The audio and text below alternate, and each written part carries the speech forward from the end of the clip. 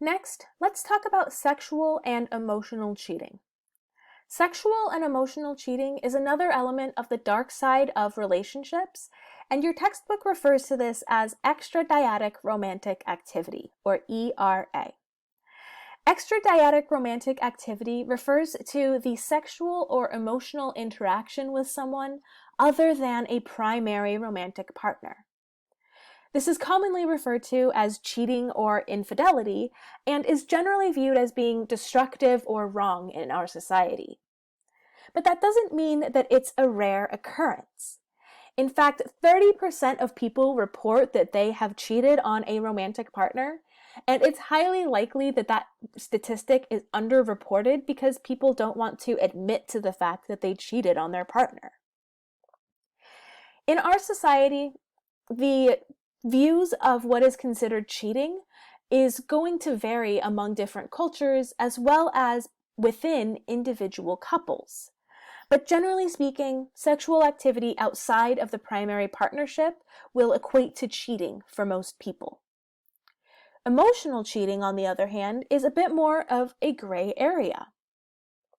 Some individuals who are secure in their commitment to their partner might not be bothered if their partner is occasionally flirting with another person. But other people might consider even so much as a double glance by a partner at another attractive person to be a violation of the trust within that relationship. So it's really just going to depend on the individuals. More recently, the increase of technology and personal media has made these extradyadic relationships easier for us to conceal. We have smartphones and laptops that can be taken anywhere and that are usually password protected, and people can use these devices to communicate with other people in order to fulfill their emotional and/or sexual desires. Generally speaking, extradyadic romantic activity can be triggered by jealousy, sexual desire, or revenge. Jealousy may motivate or even justify an extradyadic romance. For example, somebody might engage in cheating in order to elicit in someone else the same jealousy feelings that they initially felt, right? So you're trying to make someone else feel as jealous as you felt when they flirted with someone or something along those lines.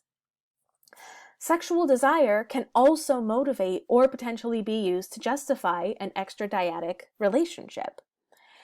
These relationships can be a boost to an individual's self-esteem, or it could potentially prove their sexual attractiveness. Additionally, any sexual incompatibility with a partner, such as different sex drives or different sexual interests, can potentially motivate or be used to justify cheating.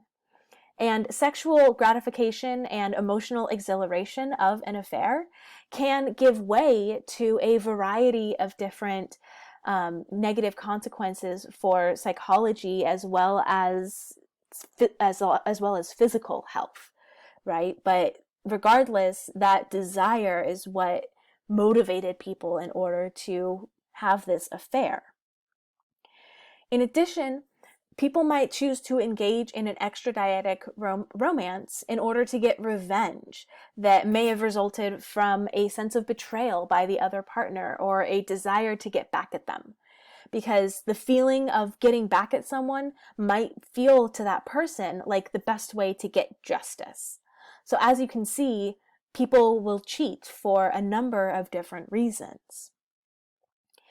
And extradyadic romantic activity has the potential to stir up emotions from the dark side of relationships. So it might elicit anxiety about being found out or feelings of guilt and shame coming from the cheater.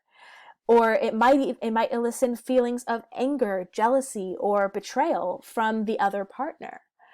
And so as you can see, these extradyadic relationships are not uncommon, but they do have a significant impact on most relationships. Now, as we said, what is defined as cheating is going to vary from person to person, couple to couple, culture to culture.